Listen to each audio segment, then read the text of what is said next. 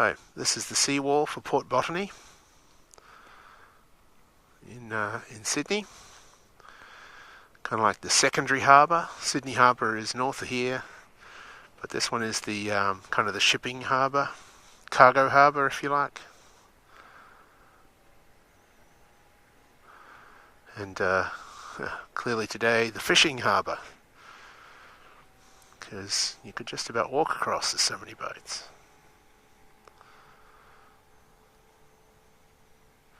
Anyway, that's not what we're here for. Came for a little ride today to let you know that I think I've solved my wind noise problems.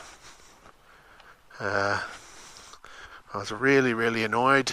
I went for a couple of awesome rides, took the camera, spoke a whole lot of rubbish, as you do, on a trip across Yango National Park, which was an awesome little track that I've done a few times on a 450 dirt bike.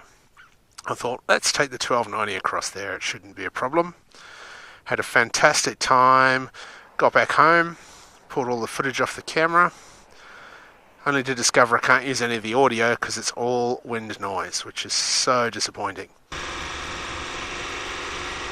So here's how it works.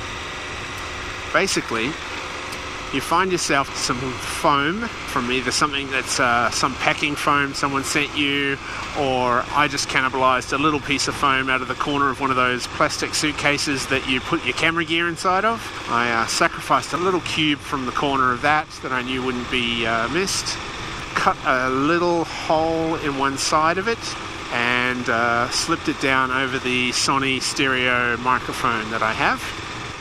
I grabbed a dead cat that I had on an old Rode video mic, shotgun mic, and I sliced a little strip off of that, wrapped it around the foam that was already around the microphone, popped a couple of cable ties around it to keep it in place, and then I gave the dead cat a little bit of a trim because it was a super fluffy one, and if I put that inside my helmet I probably wouldn't be able to see out the visor. There's just so much fluff coming off of it. So I gave it a little haircut, and I've just popped it in the side, just in the right side of my helmet, so that the microphone sticks out from behind the cheek pad, but all the cabling is safely tucked away behind the cheek pad.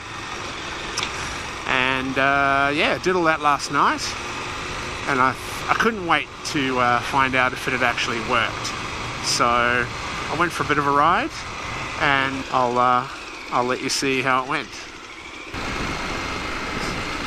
80 k's an hour. I can certainly hear the wind in my helmet, but that's probably just the wind on the outside. There'll be a fair bit of roar from the tunnel.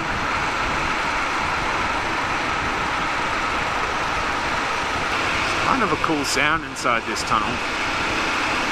It sounds a lot like a crowd at a big sports stadium, all cheering at once. Kind of cool. So there you go. I'm pretty impressed. It's pretty quiet, even at speed, even with a lot of wind noise. Even when you open the visor, it seems to be acceptable. So I think we've probably solved it now, which is awesome. Pretty pleased about that. So there you go. Much reduced wind noise. So if you compare it to this clip that I took when I was doing the Yango National Park video, that's a bit better now. Pressure's down to 25 and 34.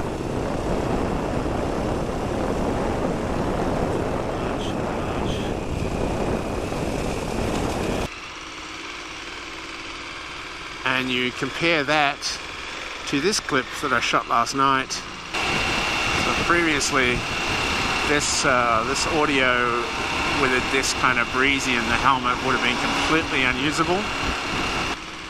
and even the stuff I'm doing right now, you'll see that it was a massive improvement in sound quality and reduction in wind noise.